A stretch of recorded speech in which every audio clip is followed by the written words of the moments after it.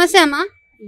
Madam ఇప్పుడు మనకి రేవంత్ రెడ్డి ఉచిత బస్సు పెట్టిండు కదా, దీనివల్ల ఆడోళ్ళకి ఉపయోగం ఉందంటారా మళ్ళా?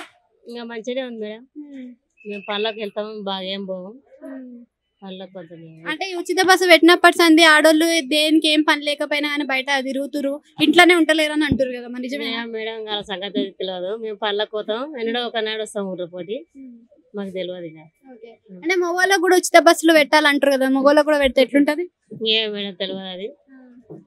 మీకు రష్ ఏమైనా అనిపించింది అంటే ఎక్కువ మంది ఆడోళ్ళు రావడం గానీ సీట్లు దొరకకపోవడం గానీ ఏదైనా ఫేస్ చేస్తారా మీరు? ఇంకా దొరకలేదు, జర ఇబ్బంది ఏమన్నా ఇప్పుడు సీట్లకైతే జర. అయితే ఈ ఉచిత బస్సులు పెట్టక ముందుకి సీట్లు దొరికినాయా? కొంచెం నయే ఉన్నాయి, ఇప్పుడు జర టైట్ అయిన సీట్లు. అయితే మీరు ఎన్నిసార్లు ఫ్రీ బస్ ఎక్కినారు ఇప్పుడు సంది? ఇంకా బాగానే చాలా రోజులే బాగానే ఎక్కినాం. అయితే స్టార్టింగ్ లో రష్ కి ఇప్పుడు రష్ కి పోలిస్తే ఎప్పుడు ఎక్కువ మంది ఉన్నారు అంటారు? అప్పుడు ఎక్కువ మంది ఉన్నారు, ఇప్పుడు ఎక్కువ మంది ఉన్నారు? ఏం మేడం మేమైతే ఎక్కువ పోం బస్సులల్లా. మేము పనిలోకి వెళ్తాం కానీ ఎప్పుడో ఒకసారి ఊళ్ళో పొడి పోయినప్పుడు వెళ్తాం మేము.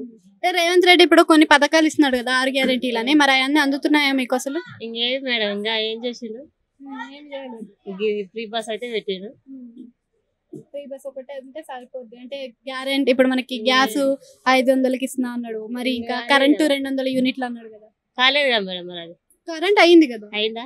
ఇంకా చూసుకోలేదు. మీకు రాలేదా? వచ్చిందేమో కానీ మా దిక్కు రాలేదంట. అయితే ఇప్పుడు ప్రభుత్వం బాగుందా? మరి బీఆర్ఎస్ ప్రభుత్వం, కేసీఆర్ ప్రభుత్వం బాగుందంటారా? ఇంకే మేడం, ఏది బాగుంటుంది మాకైతే తెలియదు. Thank you.